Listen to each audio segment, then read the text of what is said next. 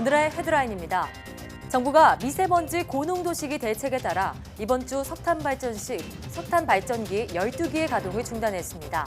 또 최대 45기의 발전 출력을 80%로 제한해 미세먼지 배출량을 지난해 같은 기간보다 46% 줄이는 효과가 있었다고 밝혔습니다. 국내 연구진이 대기오염의 주범인 이산화탄소를 휘발유로 바꾸는 촉매 기술을 개발했습니다. 이산화탄소 1톤으로 휘발유 200kg을 만들 수 있는데 친환경 에너지 기술로 주목을 받을 전망입니다. 음원 사재기 파문이 계속되며 음원 순위 차트를 폐지해야 한다는 목소리가 커지고 있습니다. 해킹 프로그램이 판을 쳐 사실상 적발이 불가능하기 때문인데 순위 차트 대신 개인 취향에 따라 음원을 추천하는 맞춤형 서비스 등이 대안으로 떠오르고 있습니다. 트렌드 코리아 2020이 선정한 10대 소비 트렌드 중 하나가 업글 인간입니다. 여기에서 업글은 성공보다는 성장을 추구하며 어제보다 나은 날을 만드는 것에 관심을 두는 성향을 이르는 말입니다. 오늘 생각연구소 시간에는 업글 인간에 대해 알아봅니다.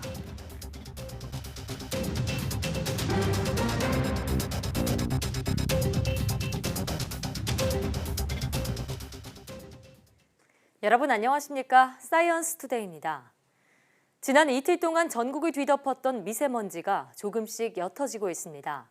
전국 곳곳에 초미세먼지 주의보가 내려지고 9개 시도에 비상저감 조치가 시행된 가운데 북서쪽에서 불어오는 찬바람이 미세먼지를 밀어내고 있습니다.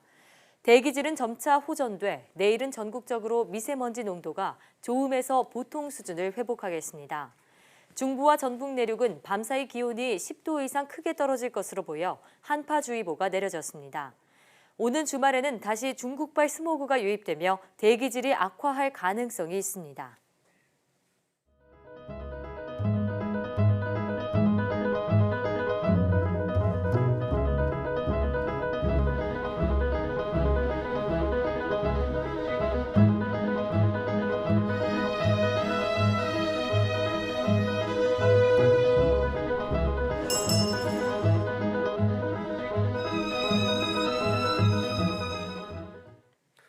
정부가 미세먼지 고농도 시기 대책에 따라 12월 첫째 주에 석탄 발전기 12기의 가동을 중단했습니다. 산업통상자원부는 지난 1일부터 7일까지 석탄 발전 12기의 가동을 멈추고 최대 45기의 발전 출력을 80%로 제한했다고 설명했습니다. 또 이러한 조치를 통해 지난해 같은 기간 미세먼지 배출량의 46%인 187톤을 줄이는 효과가 있었다고 덧붙였습니다. 산업부는 안정적인 전력 수급 관리에 최선을 다하면서 미세먼지 감축 대책을 차질 없이 추진해 나가겠다고 밝혔습니다. 미세먼지 비상저감 조치에 따라 시행 중인 서울시의 5등급 차량 통행 단속에 첫날과 비슷한 수의 차량이 적발됐습니다. 서울시에 따르면 11일 정오 기준으로 5등급 차량 중 저감장치 미부착 등의 사유로 과태료가 부과된 차량은 4,361대였습니다. 서울과 인천, 경기 등 수도권 3개 지방자치단체는 미세먼지 비상저감 조치가 발령되면 등록 기준지와 관계없이 전국의 모든 5등급 차량 통행을 단속하는 정책을 올 겨울부터 시행하고 있습니다. 단속 시간은 오전 6시부터 오후 9시까지며 적발 시 과태료는 10만 원입니다. 서울시는 이와 별도로 사대문안 녹색교통지역에선 5등급 차량 운행을 연중 단속 중이며 이 구역 과태료는 25만 원입니다. 미세먼지가 극심한 날에 오랜 시간 밖에서 일해야 하는 사람들은 건강에 대한 우려가 커질 수밖에 없습니다. 그래서 미세먼지로부터 실외 노동자들의 건강을 보호하기 위한 대책들이 마련돼 있지만 사각지대는 여전했습니다. 신준명 기자가 현장을 취재했습니다.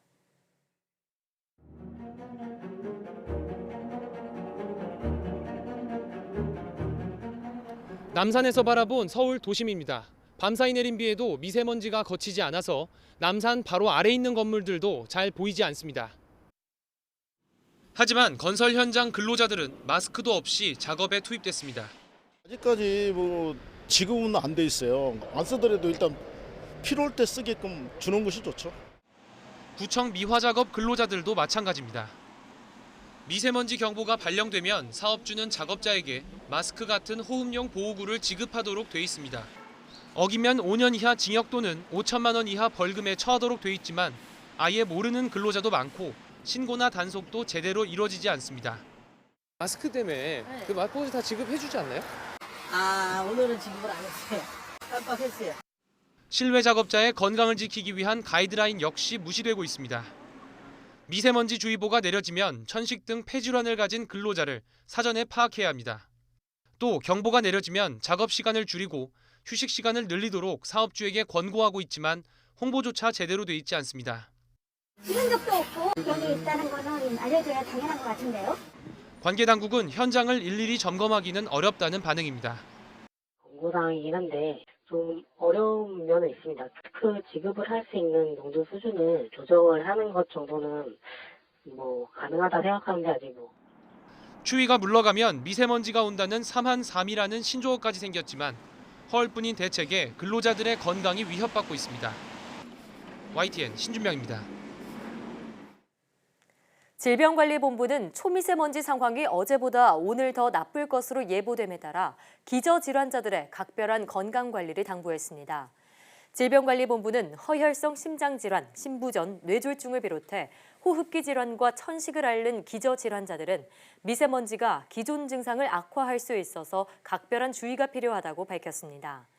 질병관리본부는 기저질환자들은 미세먼지가 심한 날엔 외출을 삼가야 하는데 부득이하게 외출하려면 평소에 먹는 약과 비상약을 소지해 나가고 증상이 악화하면 바로 병원을 찾아 진료받아야 한다고 강조했습니다. 또 보건용 마스크가 도움이 될 수 있지만 착용 후 호흡곤란이나 가슴이 답답한 증상이 생기면 무리해서 계속 착용하지 말고 바로 벗으라고 권고했습니다. 긴 역사를 자랑하는 유럽의 도시 보스니아의 사라예보는 최근 대기오염으로 고풍스러운 도시의 전경을 볼 수 없는 날이 많아지고 있습니다. 호주 시드니에서는 주변의 산불 연기가 항구 쪽으로 퍼지면서 페리 운항이 중단되고 매년 벌어지던 요트 대회도 취소되는 등 대기오염 문제로 몸살을 앓고 있습니다. 박철원 기자가 보도합니다. 발칸반도의 주요 도시 중 하나인 사라예보. 아름다운 도시의 모습은 어디에서도 볼 수가 없습니다. 멀리 방송국 전파탄만이 우물을 뚫고 삐죽 올라와 있어 아래 어딘가에 도시가 있음을 짐작케 할 뿐입니다. 낮게 깔린 구름과 안개에 가려진 듯 보이지만 사실은 최근 부쩍 잦아진 대기오염에 도시 전체가 파묻혀 있는 것입니다. 대낮인데도 자동차들은 야간 전조등을 밝힌 채 달리고 있습니다. 대기오염이 건강을 위협할 정도로 심각하다고 본 시민들은 대책 마련을 촉구하고 나섰습니다. Država mora se pozabaviti time. Ako ne možemo imati zdrav zrak, ne možemo imati ni zdrav život, niti bilo što zdravo. 산책하거나 집 밖을 나설 때면 마스크는 어느새 사라예보 시민에겐 필수품이 돼버렸습니다. Mislim, vidi se u zraku kolika je zagađenost, čak i sva odjeća mi smrdi kad dođem kući. 인근에서 발생한 산불 연기로 호주 시드니가 뿌연 연무에 휩싸이고 공기질은 최악을 기록했습니다. 호주 공영방송은 산불 연기로 인한 연무 때문에 시드니의 공기질 지수가 위험 수위인 200의 10배 이상을 훌쩍 넘어섰다고 보도했습니다. 산불 연기가 항구 쪽으로 퍼지면서 페리 운항이 중단되고 매년 벌어지던 요트 대회도 취소되는 등 시드니도 대기오염 문제로 몸살을 앓고 있습니다. YTN 박철원입니다. 그린란드의 얼음이 1990년대보다 최근 10년 사이 7배 더 빨리 녹고 있다는 연구 결과가 나왔습니다. 50개 기관으로 구성된 국제공동연구팀은 1992년부터 지난해까지의 빙상 위성 데이터를 분석한 결과 이같이 확인됐다고 밝혔습니다. 연구팀은 이 기간 그린란드의 얼음 감소량이 3조 8천억 톤이었으며 1990년대에는 매년 330억 톤씩 감소했는데 최근 10년 동안은 매년 2,540억 톤씩 줄었다고 말했습니다. 이어 이 같은 상태가 계속된다면 2100년에는 해수면이 7cm 더 높아진다며 해수면이 1cm 높아질 때마다 약 600만 명이 해안 침수 위험에 처한다고 우려를 표했습니다. 대기 환경 오염 원인인 이산화탄소를 휘발유로 만들어 쓰는 시대가 가까워졌습니다. 이산화탄소를 휘발유로 바꾸는 촉매 제조 기술을 국내 연구진이 확보했습니다. 이정우 기자입니다. 우리나라 이산화탄소 배출량은 지난 2017년 기준으로 6억 8천여 톤. 온실가스 총 배출량의 86%를 차지해 대기오염의 주범으로 꼽힙니다. 이런 이산화탄소를 휘발유로 전환시키는 촉매 기술을 우리 연구진이 개발했습니다. 포집된 이산화탄소를 수소와 같이 반응시켜가지고 우리가 쓸 수 있는 휘발유로 만드는 촉매 공정이라고 할 수 있습니다. 그동안 두 단계로 나뉘었던 전환 공정을 단일 공정으로 통합했습니다. 그 결과 섭씨 800도 고온에서 진행됐던 전환 반응을 상대적으로 저온인 섭씨 300도에서 가능하게 했습니다. 연구진은 촉매로 쓰이는 철과 구리, 칼륨의 성분별 역할을 규명해 촉매 성능을 최적화했다고 밝혔습니다. 이산화탄소 1톤으로 휘발유 200kg을 만들 정도로 효율을 끌어올렸다는 설명입니다. 이산화탄소를 효율적으로 대량으로 감축할 수 있는 기술이 탄생할 수 있고, 그리고 화석연료 사용으로부터 조금 더 우리가 자유스러워질 수 있는 그런 시스템이 구축된다고 생각합니다. 이산화탄소를 활용해 보다 친환경적인 연료를 생산할 수 있는 이 기술은 환경과 에너지 분야의 미래 잠재적 가치가 클 것으로 기대됩니다. 이번 연구 성과는 온실가스 저감 분야 최고 권위지 12월호에 소개됐습니다. YTN 이정호입니다. 스위스 알프스처럼 지리산 남원 방향에도 관광용 산악열차가 설치됩니다. 전북도는 국회를 통과한 내년도 국가 예산에 지리산 봉우리인 정령치에 친환경 전기열차를 설치하는 사업비가 포함됐다고 밝혔습니다. 관련 예산은 9억 6천만 원이 배정됐는데, 우선 지리산 육모정에서 정령치까지 1km 시험 구간에 친환경 전기열차를 설치하는 연구 용역 비용입니다. 전북도는 국립공원 제1호인 지리산에 우리나라에서는 처음으로 친환경 전기열차를 도입하면서 생태계 보존은 물론 지역 관광 활성화에 큰 도움이 될 것이라고 밝혔습니다. 송하진 전북도지사는 예산 관련 회견에서 지리산 전기열차 예산을 포함해 내년에 7조 6천억 원의 국가 예산을 확보해 2년 연속 7조 원을 돌파했고 역대 최고라고 밝혔습니다. 미세먼지 해법을 찾기 위한 에너지 전환을 논의하는 국민포럼이 열렸습니다. 한국과학기술단체 총연합회는 미세먼지 해결을 위한 적정 전원 믹스를 논하다는 주제로 제6회 미세먼지 국민포럼을 개최했습니다. 전원 믹스는 전체 전력 생산에서 화석연료나 원자력 등 비재생에너지와 재생에너지의 구성 비율을 나타냅니다. 과총은 국내 전체 발전량 가운데 석탄 화력 발전이 43%를 차지하고 있다며, 이는 주요 국가에 비해 높은 것으로 나타나 시급한 대응 방안 마련이 요구된다고 말했습니다. 그럼 여기서 김명자 과총 회장의 말을 들어보겠습니다.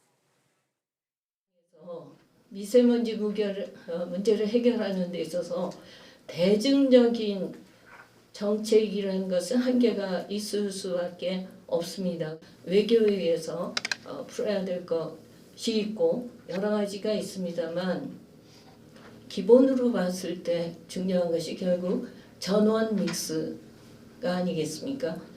발생하는 것을 인벤토리를 정확히 파악을 하고 전원 믹스를 어떻게 가져갈 것이냐.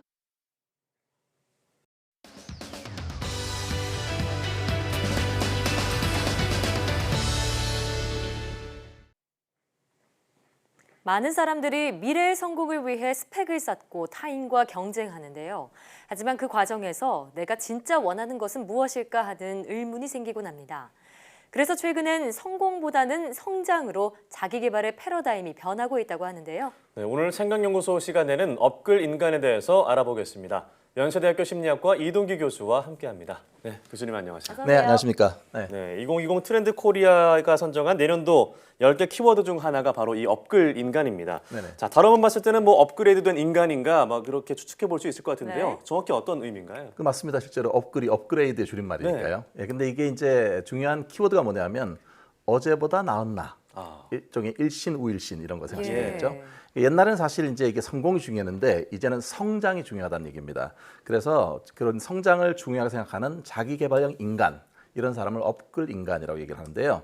사실 이전은 타인과의 경쟁에서 이기는 것이 중요했기 때문에 보통 그런 스펙을 쌓는 것이 중요했지만, 사실 지금은 이제 훨씬 삶 전체 경력 개발 이런 게 되게 중요해졌어요. 성장이 중요하다는 얘기죠.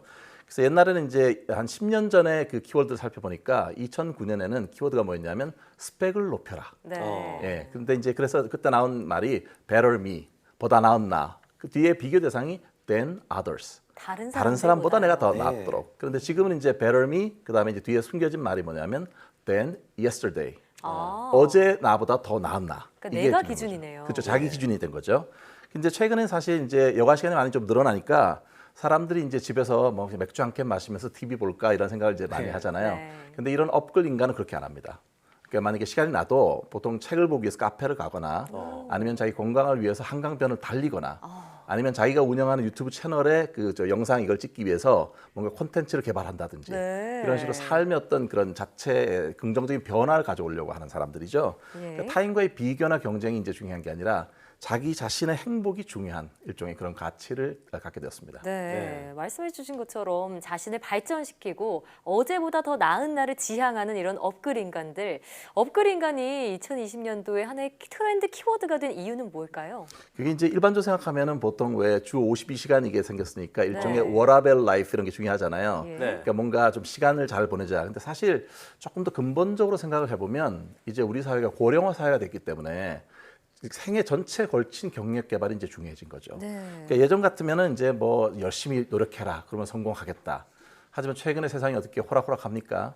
뭔가 이렇게 단순한 성공 공식 같은 것들이 이제 적용이 안 되는 거죠. 예. 열심히 노력했는데 노력이 배신을 한다든지. 네. 그래서 뭔가 이렇게 상처를 입고 좌절감을 입는 그런 젊은 사람들이 많아지거든요. 그러다 보니까 이제 그 서점가에서도 이게 이제 그런 영향을 많이 받아가지고 예전에는 이제 보면은 뭐 이렇게 살아라 이렇게 생각하는 이제 자기개발서 같은 거. 그러니까 모든 사람에게 적용되는 자기개발서. 네. 근데 그게 중요했는데 지금은 사는 게 힘드니까 당신의 마음 힘든 마음을 내가 이해합니다. 공감이라든지 위로를 담은 에세이가 인기를 끌고 있어요. 네. 예, 그래서 이제 인터넷 서점에서 2019년 상반기 이게 종합 100위 그 베스트셀러를 분석해 보니까 가장 많은 게 에세이고요, 지금 같은 거. 네. 그다음에 또 젊은 사람들이 쓴 시 같은 거, 시가 많이 저 사람들이 좋아하고, 그다음에 어린이와 관련된 그런 그 책들을 좋아한다고 해요. 네.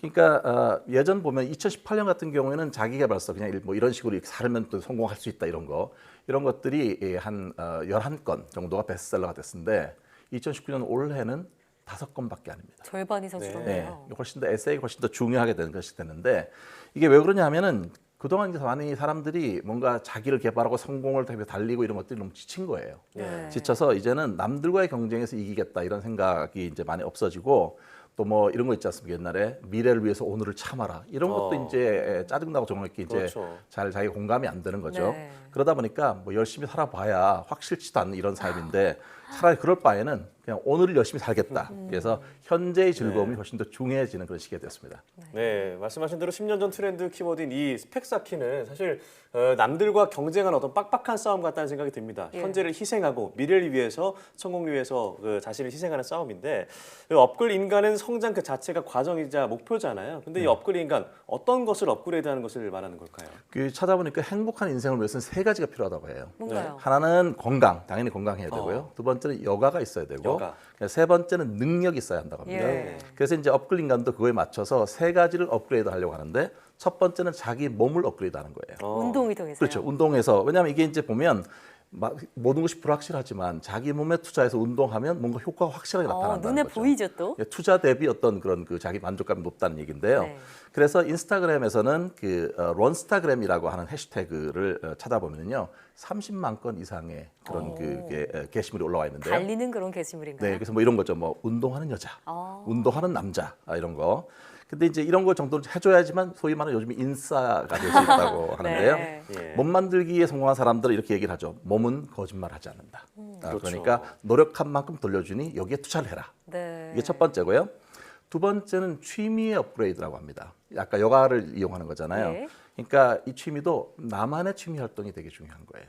일반적인 거 말고 내가 좋아하는 것들을 통해서 뭔가 즐거움을 얻고 동시에 성취감도 맛볼 수 있다. 네. 이것이 이제 중요한 부분인데 뭐 아마 해보신 모르겠지만 라틴 댄스 동호회라든지 뭔가 그 프리 다이빙이라든지 아니면은 원데이 클래스 이런 것들이 요즘 유행하고 있다고 합니다. 예. 근데 조금 더 깊이 들어가면 단순한 취미가 아니라 이 취미를 통해서 뭔가 먹고 사는 것까지 이어지는 소위 말해서 이거를 덕업일치, 이게 덕질하는 거하고 네. 직업하고 합쳐진다는 얘기인데요. 이런 사람들은 취미나 이런 것들 갖고 실제 돈을 벌 수 있는 이런 거를 관심 있어 하고 또 그런 거를 가능케 하는 플랫폼 같은 것들이 많이 마련되어 있다고 합니다. 예. 세 번째가 능력인데 능력을 신장시키기 위해서는 지식이 중요하잖아요. 네. 업그레이드가는 지식을 업그레이드 시키는 게 되게 중요해요. 그래서 주로 이제 지식과 관련된 책들이 지금 많이 시중에 나와 있고요. 독서 모임 같은 게 그렇게 잘 됩니다. 네, 맞아요. 예, 지금 뭐 저기 1과 9에 독서 모임을 하고 거기서 뭔가 자기 지식을 점점 더 이렇게 늘려가는 이런 것들을 좋아하는데 네. 뭔가 의미 있는 지적 성장 이런 것들이 이제 되게 즐거운 모임입니다. 예. 사실 저도 일주일에 3번 정도는 필라테스랑 발레로 몸 건강 네. 챙기고 있고요. 독서 모임도 하고 맞아요. 또 그림도 배우고 있는데 요새 그래서 정말 사람들 만날 시간이 없거든요. 업그레이드 하셔야 되니까. 네. 그런데 대단한 일을 하는 건 아니지만 하고 나면은 작은 성취감이 들기는 하더라고요. 네네. 이런 게 우리의 심리에 어떤 영향을 줄까요? 일단 그 작은 성취감을 갖게 되면 이것 자체가 이제 사실 성공 경험이 생기는 거잖아요. 네. 그러면 가장 좋은 게 뭐냐면 자기 효능감이 증대된다는 거예요. 자기 효능감이요. 자기 효능감 이게 중요한데요. 사실 이제 자기 효능감을 높이기 위해서는 뭔가 경험해보고 뭔가 성취해보고 그다음에 숙달해보는 경험이 대단히 중요한데 그 성공을 하면 자기 효능감이 높아지고 실패를 하면 자기 효능감이 낮아지거든요. 네. 이거 자체는 사실 심리학자인 그 앨버트 벤두라가 말한 그런 개념인데 자기 효능감 자체는 뭐냐면 내가 특정한 과제를 해낼 수 있을 거라고 믿는 자신의 신념과 관련되는 겁니다. 근데 이게 높은 사람들 같은 경우는 뭐냐면 장애물을 만나도 잘 극복을 해내기도 하고요. 네. 또 자기 과제 수행할 때 자기를 잘 조절할 줄을 알고 대인관계도 원만하다고 해요. 네. 그래서 이제 자기 효능감이 높은 사람들 같은 경우는 뭐냐면 내가 내 삶을 잘 통제하고 있다. 일종의 통제감을 갖고 있는 사람인데 반해서 네. 자기 효능감이 낮은 사람들은 뭐 되는 일이 없고 내가 할 수 있는 게 아무것도 없다. 이렇게 네. 생각되는 거거든요. 그래서 이게 자체가 성공 경험이 자기 효능감을 높인다. 이게 중요한 그런 그 부분입니다. 네, 자기 효능감이라는 표현을 쓰셨는데 네. 우리가 자존감이라고 부르는 자존중감 네. 이것과는 자기 효능감이 어떤 게 다른지 다르죠. 궁금해요. 자존감 같은 경우는 자기에 대한 전반적인 긍정적인 평가고요. 예? 자신감은 일반적인 부분에서의 자신감이지만 자기 효능감은 특정한 과제를 내가 해낼 수 있다. 아, 특정 과제. 보다 훨씬 특정적입니다. 네, 그렇군요. 아, 그렇군요. 자, 이런 업그레이드의 모든 요소가 궁극적인 목적은 행복이 아닐까라는 생각이 듭니다. 자, 이런 자기 만족이 행복에는 또 어떤 영향을 미치게 될까요? 실제로 그 모든 그 궁극적인 목적이 행복이라는 건 사실 아리스토텔레스가 한 말이에요. 네. 그걸 알고 계셔서 되게 깜짝 놀랐는데 행복 연구자인 그 폴 롤란 교수가 있는데요. 런던 대학 교수거든요. 이분이 얘기하기를 행복은 쾌락적인 즐거움만 갖고는 안 된다. 거기 한 가지가 더 있어야 되는데 그것이 뭐냐면 목적 의식이 있어야 한다. 그러니까 목적 의식을 갖고 뭔가를 열심히 했을 때 그걸 이루어내게 되면 보람이나 의미를 찾게 되잖아요. 네. 그러니까 즐거움 그리고 목적 의식 두 가지가 다 갖춰졌을 때 행복하다 이렇게 얘기를 했거든요.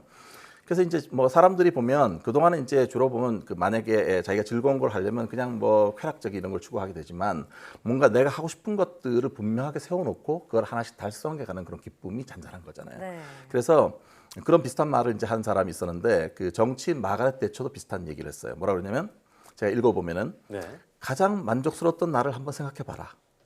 그날 아무것도 안 하고 그냥 편하게 쉬기만 한 날. 그날이 정말 만족스러웠느냐. 그게 아니라 정말 태산같이 일이 많았는데 그 일을 결국 모두 다 이루고 해낸 날.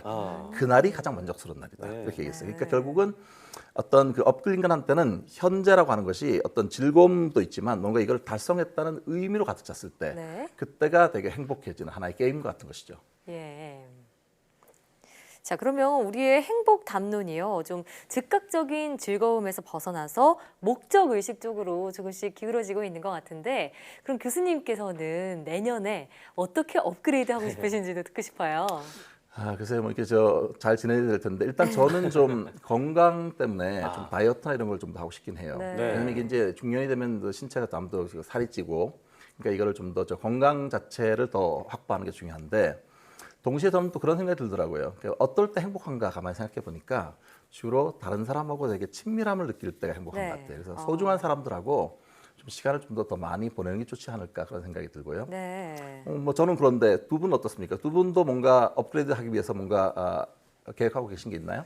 네, 저는 얘기를 들어보니까 뭐 몸, 취미, 지식 일단 욕심은 많습니다. 내년에 뭔가 발전하고 싶은데 황보혜 교양까지 얘기를 들어보니까 그림 배운다 그랬잖아요. 저한테 배우는 거거든요. 맞아요. 오세훈 배우는 거예요. 네, 사실 저한테 배우면서 저도 즐겁게 하고 있습니다. 이미 업그레이드 되신 거군요, 이미. 제가 업그레이드 된 건지 모르겠는데 황보혜는 어떤가요? 저 같은 경우에는 발레를 하고 있으니까 열심히 해서 내년에 좀 더 유연해지고 싶고요. 그리고 과학뉴스 더 열심히 전해서 저희 사이언스 투데이 구독자 좀 늘리고 싶습니다. 맞아요. 멋진 목표네요. 같은 목표가 된 것 같습니다. 앞으로 2020 시대에 더 업그레이드된 저와 이 두 분의 모습을 또 지켜보도록 하겠습니다. 네, 오늘 말씀 고맙습니다. 고맙습니다. 고맙습니다.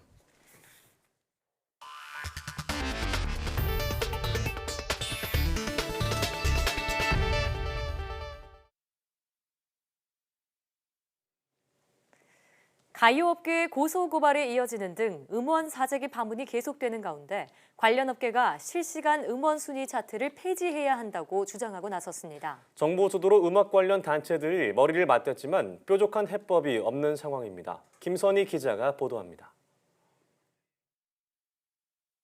음악단체인 한국음악레이블산업협회가 청와대 국민청원 홈페이지에 올린 글입니다. 실시간 음원 순위 차트를 폐지해 순위 조작을 막아야 한다는 주장입니다. 해킹 프로그램이 판을 치며 통제할 수 없는 상황이 됐다며 실시간 차트 폐지만이 악순환을 막을 수 있는 방법이라고 강조했습니다. 아무리 플랫폼에서 대응책을 마련한다고 해도 또 다른 방안이 나올 거기 때문에 지금 상태에서는 실시간 차트를 없애는 방향이 최선의 어떤 해결책이라고 생각을 합니다. 실시간 차트는 보통 1시간 단위로 해당 시간에 가장 많이 스트리밍되는 곡의 순위를 나타냅니다. 음원 사재기 전문 업체들은 중국 등 해외에서 매크로 시스템을 이용해 IP를 조작하고 수십만 개의 아이디를 생성하기 때문에 적발하기 힘든 상황입니다. 이런 해킹 프로그램은 방어 시스템에 맞서 계속 업데이트되기 때문에 사실상 통제가 불가능해졌다는 게 업체 관계자들의 분석입니다. 멜론과 지니뮤직 등 음원 판매 업체들의 내부 자료 공개도 사재기 색출 방법인데 수익을 위해 자세히 공개하지 않는다는 의심을 받고 있습니다. 음원 판매 업체들은 억울하다는 입장입니다. 개인정보 관련된 부분은 개인정보 처리법에 대한 규제 사항이 있기 때문에 개인정보 관련된 부분은 제외하고 일단 저희가 드릴 수 있는 로그는 최대한 현재에서도 10분 다 협조하고 있습니다. 음악 관련 단체들은 수시로 머리를 맞대고 있지만 음원 사재기를 막을 뾰족한 대책이 없는 상황입니다. 그나마 내부 고발을 유도하기 위해 정부의 사재기 고발 포상금제를 요구하고 실시간 차트보다 개인 취향에 따라 음원을 추천하는 맞춤 서비스를 대안으로 찾고 있습니다. YTN 김선입니다. 내년도 과학기술정보통신부 예산이 올해보다 9.8% 1조 4,573억 원 늘어난 16조 3,069억 원으로 최종 확정됐습니다. 내년도 과기정통부 예산 가운데 2,500억 원은 인공지능 국가실현에 투입됩니다. 또 연구자가 안정적으로 연구할 수 있도록 개인 연구와 집단 연구에 모두 1조 5,197억 원을 지원하고 도전 혁신 분야와 미개척 분야 연구를 장려하는 신규 사업에 83억 원을 지원합니다. 일본의 수출 규제에 대응한 소재 부품 장비 국산화 연구에는 올해보다 119% 늘어난 3,396억 원이 배정됐습니다. 아울러 내년 국가연구개발 예산은 올해보다 18% 증가한 24조 2,200억 원으로 결정됐습니다. 12월 수출이 무선통신기기와 승용차 등의 호조에 힘입어 증가세로 출발했습니다. 관세청은 이번 달 들어 10일까지의 수출이 129억 달러로 지난해 같은 기간보다 7.7% 늘었다고 밝혔습니다. 그러나 조업 일수가 지난해보다 0.5일 많았던 점을 감안하면 실제 일평균 수출액은 0.5% 증가했다고 설명했습니다. 품목별로는 승용차가 10.9%, 무선통신기기가 18%, 자동차 부품이 21.8% 늘었고 반도체는 23%, 선박은 64% 줄었습니다. 국가별로는 중국과 미국, EU 등으로의 수출은 증가했지만 일본과 싱가포르 수출은 각각 7% 줄었습니다. 같은 기간 수입도 143억 달러로 지난해 같은 기간보다 8% 증가하면서 이번 달 들어 10일까지의 무역 적자 규모는 14억 4천만 달러로 집계됐습니다. 미국에서 고용 성장률이 높고 평균 연봉이 많은 이른바 뜨는 직업 순위에서 인공지능 AI 전문가가 1위를 차지했습니다. 직업 경력 전문 소셜 네트워크 서비스 링크드인과 구직 검색 엔진 인디드 조사에서 AI 전문가는 최근 4년간 고용 증가율이 연평균 74%에 달했고 연봉 상승률도 가장 높은 것으로 나타났습니다. AI 전문가 평균 연봉은 14만 6천 달러, 1억 7,400만 원에 달하는 것으로 조사됐습니다. 링크드인 수석 이코노미스트 가이 버거는 AI는 모든 산업을 관통하고 있다면서 IT 산업계에서 AI 스페셜리스트를 원하는 수요는 공급을 급속도로 추월하고 있다고 밝혔습니다. AI 전문가 다음으로 유망한 직종으로는 연평균 고용 성장률 40%를 기록한 로보틱스 엔지니어가 차지했습니다. 이어 데이터 과학자와 웹사이트 설계 운영자 등이 뒤를 이었습니다. 각급 국가보안시설인 한국원자력연구원이 최근 진행한 공개 채용에서 중국 국적자를 선발한 사실이 뒤늦게 밝혀져 채용 여부를 놓고 법률 검토에 들어갔습니다. 연구원은 2019년 정규직 직원 공개 채용에서 100여 명을 최종 선발했는데 이 중 1명이 중국 국적자로 확인돼 최종 합격을 보류했다고 밝혔습니다. 연구원은 면접 과정에서 해당 지원자가 한국어를 너무 잘해 외국 국적자라고 생각할 수 없었으나 일부 서류가 미비돼 확인한 결과 중국 국적자로 밝혀졌다고 말했습니다. 이 합격자는 재외동포 출신으로 카이스트에서 석박사 학위를 받았습니다. 한국원자력연구원은 보안과 국가기밀, 전략물자 등과 관련한 일부 과제에 외국인 참여를 제한하고 있고 지난 1959년 개원 이래 외국인을 정규직 연구원으로 뽑는 전례는 없습니다. 정부가 내년부터 주 52시간제가 적용되는 중소기업에 1년의 계도 기간을 주기로 했습니다. 주 52시간제 시행을 사실상 1년 늦추겠다는 건데 노동계는 강력하게 반발했습니다. 추은호 기자입니다. 정부가 주 52시간제 시행에 어려움을 겪는 중소기업을 위해 계도 기간을 1년 부여한다고 밝혔습니다. 계도 기간이 부여된 기업은 주 52시간을 지키지 못하더라도 단속 대상에서 제외됩니다. 사실상 주 52시간제 시행을 미룬다는 것인데 정부는 이 기간에 기업이 신속히 준비할 수 있도록 지원하겠다고 밝혔습니다. 계도 기간은 단순히 처벌이나 단속이 유예된다는 의미가 아닙니다. 법을 지키기 위한 시간이 조금 더 필요한 기업의 준비 시간을 좀 더 주는 것입니다. 주 52시간제의 예외를 허용하는 특별 연장 근로 인가 범위도 확대됩니다. 재해나 재난을 수습하기 위한 때에만 허용하던 것을 기계의 갑작스런 고장에 긴급히 대처하거나 폭주한 업무를 단기간에 처리할 경우 등 경영상의 사유도 추가했습니다. 다만 노동자의 건강을 해치는 일이 없도록 불가피한 최소한의 기간으로 제한하기로 했습니다. 그렇지만 노동계는 강력히 반발했습니다. 민주노총은 재벌과 보수 세력에 굴복해 정부가 장시간 노동체제의 유지를 선언했다고 비판했습니다. 장시간 노동을 위해서는 법에도 없는 조치를 강행했다. 반노동, 반헌법 발상을 실행에 옮긴 이재갑 고용노동부 장관은 즉각 퇴진하라. 노동계의 반발에 대해 정부는 국회에서 탄력근로제 단위 기간을 연장하는 법 개정이 이뤄질 경우 보완 조치를 다시 검토하겠다고 밝혔습니다. YTN 추은호입니다. 피부에 딱 붙어 피부 표면의 온도나 습도, 움직임을 감지하는 센서가 개발되었습니다. 성균관대와 한국전자부품연구원은 피부에 부착해 최대 7일 동안 생체 신호를 감지하는 신축성 있는 패치 형태의 센서를 개발했다고 밝혔습니다. 연구팀은 기존 센서가 피부에 잘 밀착되지 않아 오랫동안 사용하기가 불편하고 정확한 정보를 전달하는 데도 한계가 있었다고 말했습니다. 이어 새로운 센서에는 뱀처럼 구불구불한 모양을 구현해 유연성과 신축성을 확보했다며 그 결과 높은 압력을 가하거나 길게 느려도 기계적, 전기적 안정성이 유지됐다고 밝혔습니다. 또 이 센서에 실리콘을 적용했기 때문에 방수가 되고 피부 자극도 적다며 생체 신호를 모니터링해 응급 상황에 빠르게 대처하는 웨어러블 헬스케어 기기로 활용 가능하다고 말했습니다.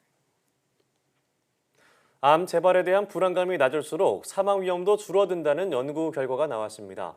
삼성서울병원 연구팀은 2012년에서 2017년 발생한 악성 림프종 환자 467명을 대상으로 재발에 대한 두려움 정도를 설문조사하고 사망률과 연관성을 분석한 결과 이같이 나타났다고 밝혔습니다. 연구팀은 연구기간 동안 환자 37명이 사망했는데 이를 연간 1000명당 사망자 수로 환산하면 두려움이 심했던 환자군의 사망자 수는 46.6명, 두려움이 심하지 않은 환자는 22.3명이었다고 밝혔습니다. 상대적 위험도를 계산했을 때 사망 위험은 두려움이 큰 환자가 그렇지 않은 환자보다 2.5배 더 컸습니다. 특히 예후가 좋다고 알려진 저위험군 비호지킨성 림프종 환자는 재발에 대한 불안감이 심한 환자는 그렇지 않은 환자보다 위험도가 6.8배 더 컸습니다. 연구팀은 암 환자에게 마음의 건강이 몸 건강만큼 중요하다는 것을 밝혔다며 앞으로 암 재발에 대한 두려움을 줄일 수 있는 중재 프로그램 개발을 통해 환자들을 돕는 데 적극적으로 나서겠다고 말했습니다.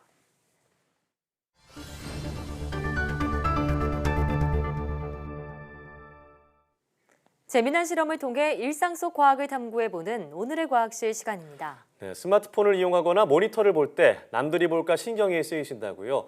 이때 개인 사생활을 좀 더 지킬 수 있는 방법이 있다고 합니다. 화면으로 만나보시죠. 우리는 공공장소에서 휴대전화나 컴퓨터 등을 자주 사용합니다. 그럴 때 주위에 사람들이 지나가면 누군가 쳐다보는 것 같아서 엄청 신경 쓰이기도 하는데요. 오늘은 주위 사람들을 신경 쓰지 않고 나만 볼 수 있는 방법을 알려드리겠습니다. 과연 어떤 방법일까요? 일단은 LCD 모니터가 필요합니다. 이 LCD 모니터를 한번 분해해 보도록 할게요. 모니터를 분해한 다음 모니터에 붙어있는 필름을 떼면 됩니다. 필름을 제거한 다음 마지막으로 원래대로 조립해주면 끝인데요. 간단하죠? 자, 드디어 완성했습니다. 겉으로 봤을 땐 달라진 게 없는 것 같은데요. 보이는 거라곤 하얀 화면뿐이네요. 보세요.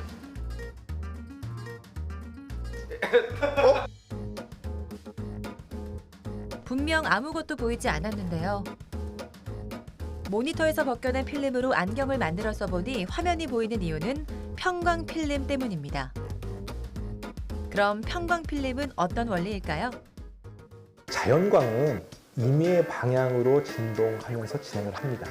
자연광을 특정 방향으로만 진동하면서 진행하게끔 만들어주는, 빛을 걸러주는 역할을 하는 광학 부품을 편광판이라고 합니다. 편광 필름 안경으로 하얀 화면이었던 세크린 모니터를 볼 수 있다는 게 정말 신기한데요. 현재 일상생활에서 사용되고 있는 액정 디스플레이에는 두 장의 편광판이 서로 투과축이 직교하도록 액정 패널을 사이에 두고 부착되어 있습니다. 첫 번째 편광판에서 걸러진 편광이 액정 패널 층을 통과하면서 편광이 변화되면서 두 번째 편광판을 통과하느냐, 통과하지 않느냐를 이용하는 방식이 액정 디스플레이에서의 그 표시한 방식입니다. 편광 필름은 LCD 모니터뿐 아니라 여행 갈 때 자주 쓰는 선글라스도 들어있어서 다양한 분야에 쓰인다고 합니다. 지금까지 오늘의 과학실이었습니다.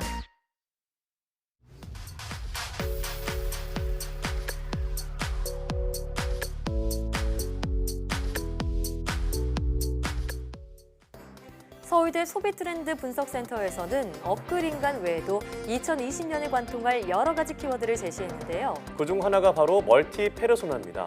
회사와 집에서의 내가 다르고 온라인 사이트에서도 한 사람이 여러 계정을 이용하면서 마치 다중 가면을 쓰고 사는 듯한 이들이 늘어나고 있다는 얘기입니다. 네, 또 다른 키워드로는 팬슈머가 있는데요.